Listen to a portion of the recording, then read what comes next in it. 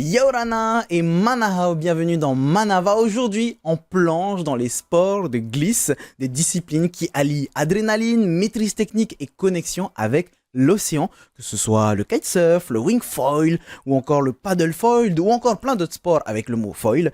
Ces sports qui séduisent de plus en plus de passionnés en Polynésie, on va en parler avec Antoine Fermont, professeur de kitesurf, wing foil et foil, ancien champion de France et d'Europe de kitesurf et surtout recordman de hauteur mondiale Yorana. Yorana.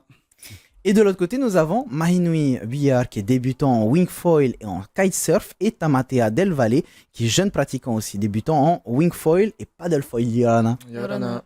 Alors on va se tourner déjà vers toi Antoine, on parle de kitesurf, wing foil, paddle foil, foil, c'est quoi tout ça? Est-ce qu'on peut les différencier déjà? Oui, carrément. Bon, il y a des supports comme le foil où en gros on vole un petit peu au-dessus de l'eau. Le kite, on est plus sur l'eau, mais ça nous permet aussi de monter dans les airs, vraiment de se déconnecter de l'eau. C'est des sports de glisse qui sont praticables ici en Polynésie. Et on a un super plan d'eau d'ailleurs pour faire ça sur le territoire. Donc du coup, c'est que des sports qu'on peut pratiquer sur Tahiti et dans les îles aux alentours. Voilà, des super sports de glisse. Pourquoi on dit foil? Dès qu'on voit paddle foil, le wing foil ou juste le foil, c'est quoi en fait le foil? En gros, le foil, on a un support, donc une planche, et on a un petit avion sous les pieds. Ça nous permet de décoller un petit peu de l'eau. Et le fait de décoller au-dessus de l'eau, on enlève les frottements qu'il y a dans l'eau. Et c'est une sensation assez unique. On a l'impression d'être Aladdin sur un petit tapis volant. Et du coup, ça nous permet de pouvoir prendre de la vitesse, de pouvoir faire pas mal de chemin avec notre support. Donc c'est vraiment un sport qui est assez récent. Ça existe depuis longtemps, mais ça s'est développé il y a peu de temps. Et ça nous permet vraiment de pouvoir glisser sur l'eau pendant des heures et c'est carrément cool, quoi. Hein. On va en parler au fur et à mesure, mais déjà, on peut se dire que le foil, grosso modo, c'est l'aileron qui est en dessous, c'est ça? Voilà, le foil, c'est l'aileron qui nous fait planer comme un avion sous l'eau. Mahinui, toi, qu'est-ce qui t'a motivé à commencer? Donc toi, c'est le kitesurf et le wing foil, c'est ça? Moi, j'ai voulu commencer, c'est à force de voir les gens, comme tout le monde. Je vois les personnes en train de voler sur l'eau, t'as envie de faire pareil. Après, moi, ce que j'ai eu la chance, parce que lors d'un trip à Tetiaroa entre copains et Antoine, du coup, j'étais plus parti pour la pêche. Ensuite, j'ai fini avec une aile de kite au bout des mains et j'ai bien apprécié et j'ai continué par la suite. Quoi. Visiblement, le trip s'est bien terminé Oui. puisque tu as fini dans ce sport-là. Carrément, je devais juste aller pêcher et j'ai fini avec une aile de kite. Et pourtant, tu me dis que tu voulais toi aussi voler sur l'eau, mais tu le faisais déjà puisque tu fais du surf. Oui, mais sauf que sur le surf, t'es sur l'eau. T'es pas... En fait, même... Ton support, c'est l'eau. Alors que quand t'es en foil, tout ça, t'as pas l'eau en dessous de toi. Donc tu sens réellement la différence? Quand même, lorsque j'ai essayé le foil, hein, c'était pas très facile dès le début parce que dès que tu changes l'appui de ton pied, tout ça, tu sens direct le déséquilibre. Du coup, il faut faire attention où tu places tes pieds lors du décollage. Quoi. Et t'as maté un petit peu dans la même idée. Comment est-ce que tu es devenu un si jeune pratiquant de wing foil et paddle foil? Ça fait combien de temps que tu en fais déjà? Alors moi, ça va faire à peu près 3 ans. Au début, j'avais commencé avec mon frère qui m'avait emmené dans le lagon d'Aroué avec notre petit bateau. Et par la suite, j'avais vraiment aimé ce sport et du coup, j'ai continué et voilà. Donc c'est vraiment un choix de ta part. Pourquoi ce sport-là en particulier et pourquoi pas du surf par exemple? C'est vraiment une glisse unique. C'est vraiment particulier parce que comme il a dit Mahinui, c'est vraiment au-dessus de l'eau et c'est vraiment unique. Quoi. Antoine, est-ce que ces sports sont réglementés ici en Polynésie française? Il y a peu de réglementation comparé en métropole parce qu'on est un nombre de pratiquants un peu moins élevé sur les spots. Par contre, il commence à avoir quelques réglementations au niveau de la pointe Vénus et tout ça, où on essaye de moins mélanger les baigneurs avec les surfeurs et les foilers. Bon, pour le moment, on arrive quand même à peu près à bien cohabiter au niveau du foil, hein. Mais je pense qu'il y a des petites réglementations qui vont se mettre en place pour que les baigneurs ne prennent pas peur avec les foilers, que tout le monde s'entende bien quoi, sur le même spot. Il y a de quoi faire. Quand il y a la saison des vagues à la pointe Vénus, on peut essayer d'organiser les choses pour que ça se fasse un peu plus sereinement. Voilà. Alors, ce que j'aime bien, c'est que tu nous disais que les choses se mettent petit à petit en place, c'est-à-dire que tu as vu les choses évolué. Mais si on revient un petit peu en arrière, comment est-ce que toi, tu as découvert toutes ces disciplines avant d'être un champion de France et d'Europe? Ah, alors moi, ça commence en 2005, quand je suis arrivé ici sur le territoire.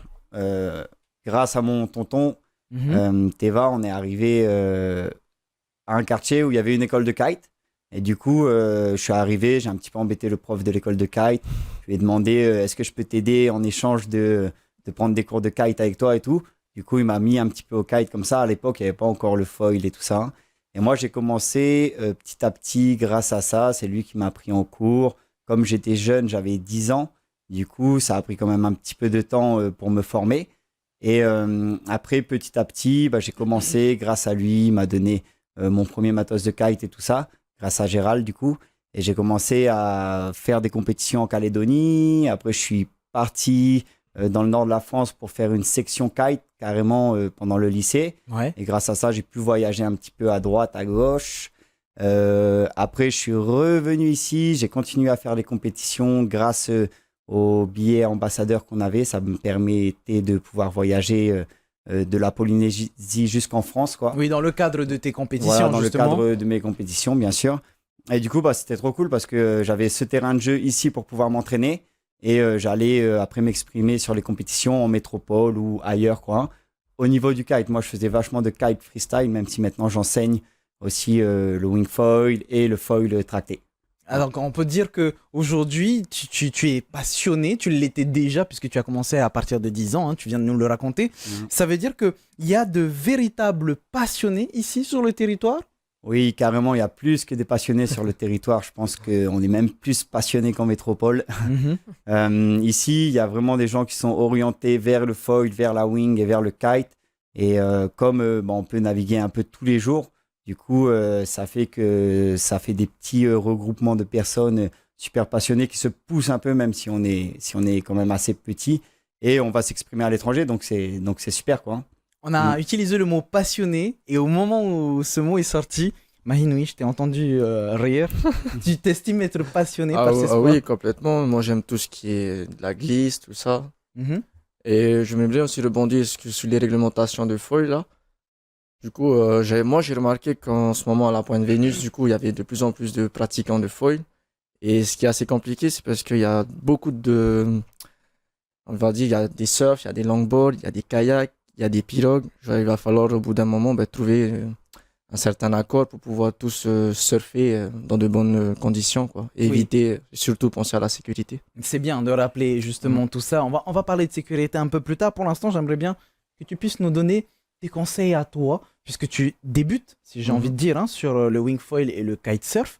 Quels conseils tu pourrais donner à ceux et celles qui aimeraient se lancer? Je te pose pas du tout cette question pour moi, t'inquiète pas. On sait jamais si tu veux essayer. Donc quel conseil? En imaginant que je vais essayer, quel conseil tu pourrais me donner? Déjà, le premier conseil, ne le fais pas tout seul. Prends au moins un moniteur de kite ou de foil, ou une personne qui est déjà à l'aise dans cette discipline. Après, je te conseille aussi de prendre des planches en mousse pour éviter de se blesser lorsque tu tombes. Parce que si tu te ramasses la planche en pleine arcade, tu peux te blesser sérieusement. Et aussi, bien écouter le moniteur, parce que s'il te dit de tout lâcher, il faut vraiment tout lâcher et pas faire qu'à sa tête, parce que les accidents ils peuvent vite arriver. Donc la sécurité avant tout. Oui, c'est vrai. Tamatea, de ton côté, comment est-ce que ça se déroule un entraînement typique? Une journée typique d'entraînement? Alors, moi, il n'y a pas vraiment d'entraînement spécial, mais je vais à l'eau, je profite, j'essaie un peu d'aller dans les vagues, de faire des sauts, d'essayer des nouveaux tricks pour essayer de performer. Tricks, au cas où pour ceux et celles Des qui ne nouveaux connaissent styles, pas. pardon. Des nouveaux styles, des nouvelles figures, c'est Des ça? nouvelles figures, c'est ça, ouais. Et puis voilà, hein, je fais ça pendant toute ma session et voilà. Il y a des spécificités qui te donnent des difficultés ici à Tahiti. Par exemple, je pense au riff. Le riff, donc le récif. Est-ce que ça te rajoute une difficulté? Pas vraiment, parce que j'aime bien aussi aller m'amuser là-bas en foil. Par exemple, je prends de la vitesse et je vais dans la vague. Et bon, là, il y a aussi beaucoup d'adrénaline, parce que faut essayer faut pas tomber, sinon tu te fais prendre par la vague et tu finis sur le récif avec tout le matos et tout. Donc, c'est pas très. Voilà. Donc, oui, c'est encore une fois sécurité avant tout. C'est ça, ouais. Il y a d'autres. Attention. Il y a d'autres choses comme Tamatea et Mahinui viennent de le dire, d'autres règles de sécurité qu'il faut avoir, Antoine? Bah oui, il y a plein de règles de sécurité. Par exemple, quand on pratique le kitesurf, il y a des règles de priorité. C'est important de les savoir avant d'y aller. Ouais, priorité comme sur Comme la route? priorité, en gros, normalement, quand tu es tribord un mur, c'est-à-dire que quand tu vas vers la droite, que tu as la main droite devant, tu es prioritaire. Ok. Donc, il y en a un qui va baisser son aile, l'autre qui va lever son aile, pouvoir laisser passer et bien être coordonné dans l'eau.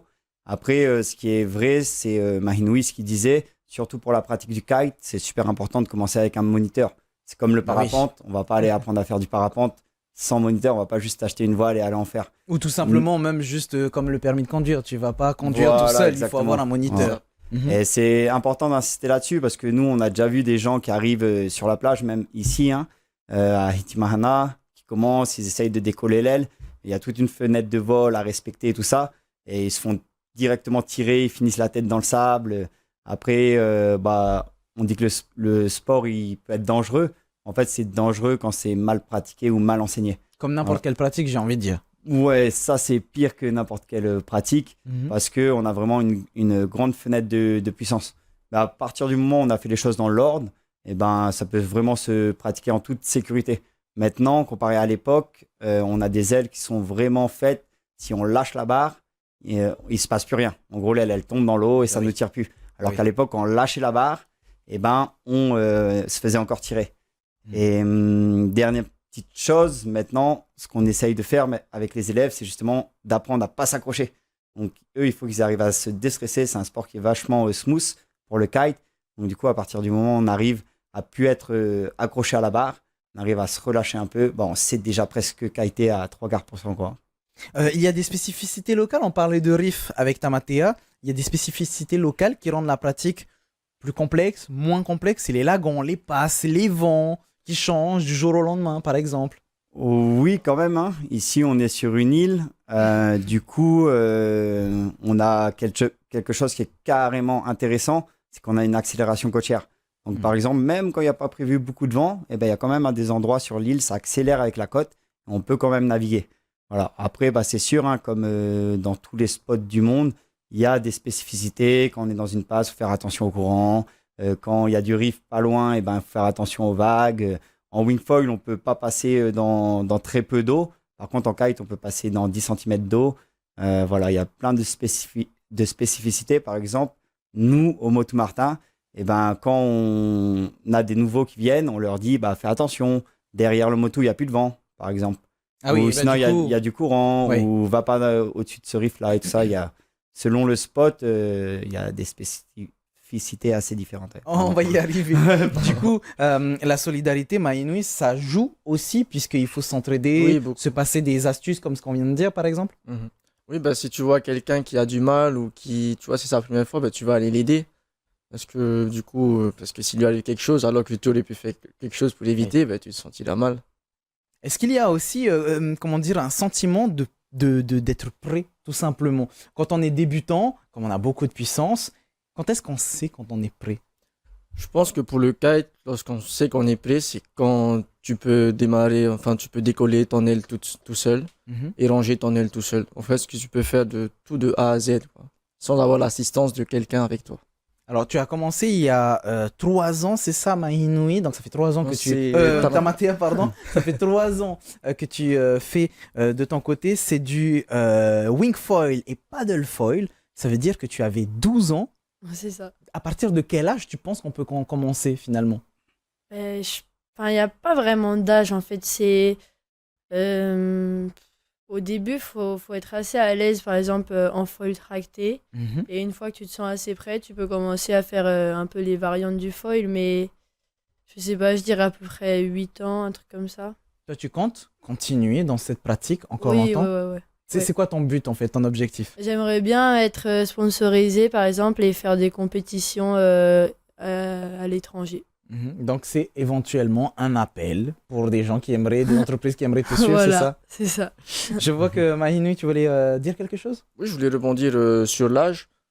Pareil, pour moi, je pense qu'il n'y a pas d'âge, mais il faut juste, par exemple, avant de se mettre wingfoil ou commencer à voler sur l'eau, déjà se mettre sur une planche ou un simple bodyboard pour commencer. Mhm. Voilà, et ensuite, par la suite, aller dans les airs. On se tourne vers Antoine. Du coup, à partir de quel âge on peut commencer? Alors, au niveau du kitesurf, ce qui est important, c'est d'avoir un certain poids quand même. L'âge, moi par exemple, je pense que l'année prochaine, je vais mettre mon fils. Il a 5 ans, mais il est déjà assez lourd, il fait 25 kilos. En général, à mon école de kite, à la Pointe Vénus, on apprend à partir de 35 kilos et on apprend à partir de 7 ans, 8 ans pour le kitesurf. D'accord. Voilà. Pour la wing et le foil, c'est carrément différent. À partir du moment où les élèves ils savent bien nager, ils sont à l'aise dans l'eau, ils n'ont pas peur d'y aller et qui sont prêts à tenir en équilibre sur une planche, on peut déjà les apprendre à décoller.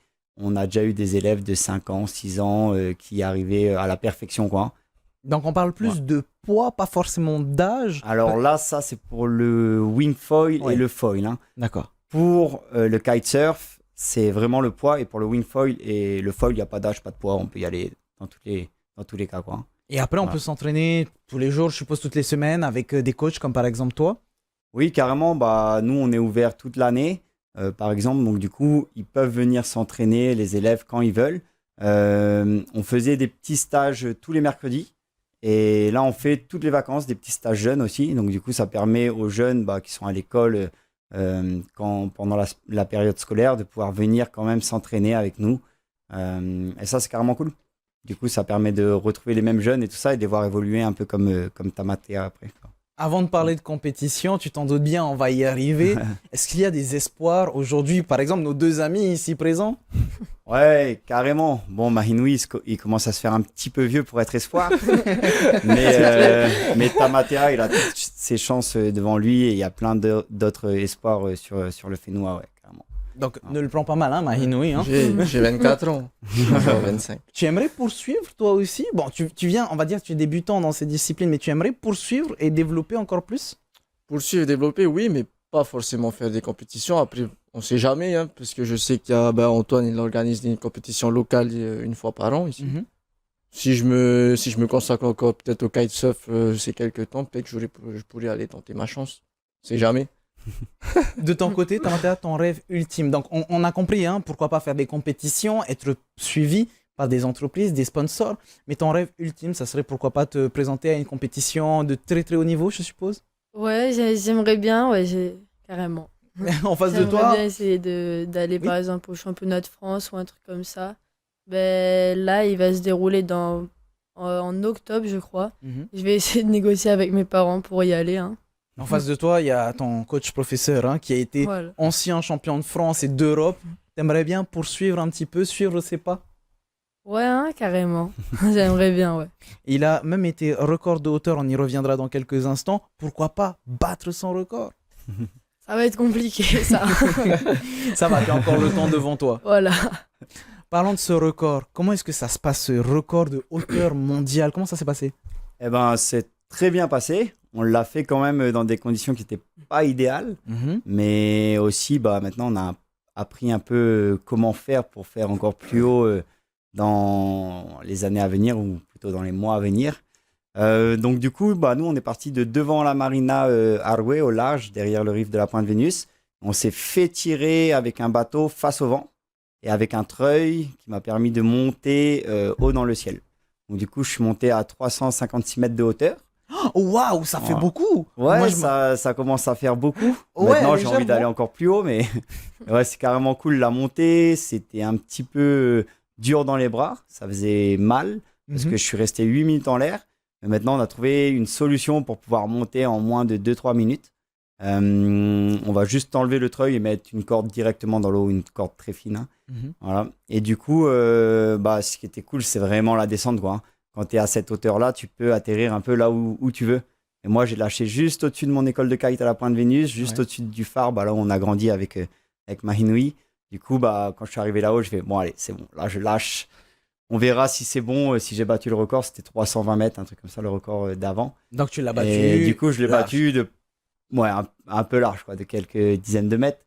Mais là, on va le refaire cette année et on va essayer de le tripler, voire le quadrupler. On verra. Ouah, je sais pas si vous vous rendez compte, les amis, plus de 300 mètres, donc du coup dans les airs. On va parler de compétition en général, puisque je sais pas si on se rend bien compte de la hauteur et surtout de l'effort que ça doit prendre. Si on parle juste de compétition, il est comment le niveau actuellement en Polynésie? Le niveau, il est vraiment bon, surtout dans les disciplines du foil et du wing foil. En kitesurf, il y a un peu moins de niveau maintenant. On est un peu les deux vieux sur le spot avec le collègue Rayari à toujours envoyer, mais on n'a pas énormément de petits jeunes qui s'y mettent à fond, quoi, parce qu'ils sont plus orientés vers un peu la wing et le foil et le paddle foil. Hein. Voilà. Mais par contre, au niveau de la wing et du paddle foil, je pense qu'il y a pas mal d'espoir qui arrive. Et nous, on aimerait bien justement que dans le milieu du kitesurf, on ait plein de petits jeunes qui viennent aussi. C'est pour ça qu'on fait des stages jeunes, hein, pouvoir donner envie. Après, ils choisissent leur discipline. Hein. Soit ils font de la wing, soit ils font du paddle, soit ils font du kite. Mais du coup, ouais, le niveau est pas mal. Les jeunes polynésiens, hein, surtout les locaux, ils sont carrément à l'aise sur l'eau. Ils apprennent très vite. Mahinui, ça a été un de mes meilleurs élèves. Il a appris le kite en environ 2 heures, 3 heures, on va dire. Alors que la plupart du temps, il faut une dizaine d'heures, environ 5 cours pour apprendre. Maïnui, tu penses que ton passif de sportif, finalement, tu fais du surf, tu fais d'autres choses, ça t'a aidé à mieux comprendre le sport? Je pense que le fait d'avoir surfé plusieurs fois, enfin, d'avoir commencé par le bodyboard, ensuite enchaîné par le surf, ça m'a. Déjà, on va dire que j'avais déjà à peu près l'équilibre. Du coup, c'est pour ça, en fait, que ça m'a J'aime beaucoup vraiment quand aidé. tu dis à peu près l'équilibre. C'est vraiment deux choses totalement différentes. Oui, quand même. Et est-ce que toi aussi tu as des astuces, Tamatea, pour des débutants qui aimeraient démarrer et qui savent pas, est-ce qu'il y a des qualités physiques par exemple à avoir? On va dire que pour le foil, c'est pas du tout les mêmes appuis que Eh oui. pour les autres sports. Par exemple, le surf, c'est par exemple plus appui pied arrière, etc. Mais le foil, c'est vraiment pas du tout pareil. C'est vraiment en 3D, on va dire, les appuis, puisqu'il y a la hauteur et sur les côtés, etc. Donc, je sais pas trop. Faut avoir l'équilibre quand même. Ouais, faut avoir un bon équilibre pour commencer. L'équilibre, c'est l'essentiel alors. C'est ça, ouais. Ça aide vraiment pour commencer. Alors Antoine, on vient de l'entendre, hein, il faut avoir certaines qualités. J'espère que toute cette émission aura donné envie à certaines personnes de s'investir, pourquoi pas dans ce sport, dans ces sports. Les qualités principales à avoir, que ce soit kitesurf, wing foil, foil, paddle foil. Faut juste avoir envie de s'y mettre. Hein. Voilà, à partir du moment où l'envie est là, c'est pas des sports qui sont très très physiques quand même, à part pour le paddle foil où là ça demande quand même pas mal d'endurance, quoi. Hein. Après, au niveau du kite, une fois qu'on a appris à en faire et de la wing, c'est quand même un sport un peu de fainéant, quoi. Hein. Du coup, c'est pas comme si on allait au CrossFit. J'allais justement te demander, moi j'ai des brasses et des biscottes, est-ce que je peux quand même essayer ce sport? Voilà, carrément, tu peux essayer sans souci. En fait, on fait tout avec l'opposition à la traction de l'aile. Du coup, on utilise le poids du corps pour pouvoir résister à la voile. Donc, du coup, on n'utilise pas les muscles, mais vraiment le poids du corps. Donc, on a harnaché en kite, on a un harnais qui évite d'utiliser les bras. Et en wing, c'est à peu près pareil si on arrive à utiliser le poids du corps. C'est un sport qui est vraiment fait pour tout le monde, même pour des personnes qui sont un peu plus lourdes. Nous, on arrive à apprendre à des personnes qui font 130 kilos sans souci. C'est plutôt quand tu es vraiment très léger où c'est un peu plus compliqué. Alors, on va se mettre à la place aussi des personnes qui ne veulent pas forcément pratiquer, mais regarder parce que c'est parfois très joli à admirer. Est-ce qu'il y a une compétition dans les semaines, les mois à venir qui va arriver justement? Alors là, pour le moment, il n'y a pas de compétition de prévue. On va voir, on va y réfléchir. C'est le début de l'année. Moi, pour le moment, je me focus un petit peu plus sur mon prochain record du monde, là. Battre mon propre record, du coup. Mais on va essayer d'en faire une comme chaque année, voire deux, hein, comme l'année dernière, où on en avait fait une à Bora et une ici, là, à Hitimahana, devant le Motu Martin. Mais pour le moment, on n'a pas encore les dates, mais on y réfléchit petit à petit. Il faut se tenir au courant tout simplement. Qu'est-ce qu'on peut vous souhaiter à ces deux jeunes hommes? Mahinui, on va commencer par toi. Qu'est-ce qu'on peut te souhaiter pour la suite? Progresser encore? Oui, moi, personnellement, j'aimerais bien progresser de plus en plus en kitesurf et aussi me pencher peut-être un peu plus sur le wing foil. J'ai essayé qu'une seule fois. Bon, ça n'a pas été très facile, mais j'ai réussi à me le lever quelques fois. Bon, mais après, j'ai bien ramassé quand même. Bien sûr, on te souhaite bien du courage. Et puis pour toi, Tamatea, qu'est-ce qu'on peut te souhaiter si ce n'est à la limite être sponsorisé éventuellement? Moi, j'aimerais bien apprendre à faire plus de style, on va dire, parce que là, je suis pas vraiment limitée, mais moi, j'aimerais bien tenter des nouvelles figures et y arriver à la fin. Si on suit bien la logique, plus de style, donc plus de niveau, donc plus de compétition C'est et ça. plus de sponsoring. C'est ça. Donc tu passes un appel, c'est ça? Euh, Pas vraiment. On va te souhaiter de pouvoir progresser dans des compétitions et pourquoi pas être suivi par des entreprises. Et puis qu'est-ce qu'on peut souhaiter à la discipline en général? Eh ben, qu'elle continue à évoluer comme elle évolue. C'est une super discipline, on fait un super sport, donc faut venir essayer. On a vraiment de la chance d'être sur l'eau ici, au soleil, avec du bon vent. Donc du coup, il faut y aller et venez kiter, venez faire du foil et du paddle foil et on va rider ensemble comme ça. Voilà, le message a bien été transmis, surtout qu'en ce moment, apparemment, il va faire beau. Donc, on vous souhaite bien du courage. Merci beaucoup, messieurs, d'être venus sur notre émission. Les amis, c'est la fin de Manava. On se retrouve lundi prochain. En attendant, bonne soirée sur TNTV, 18h, c'est votre VATT. Et bon week-end, faites attention sur la route. Maururu itutato farerera, trahoma parheana.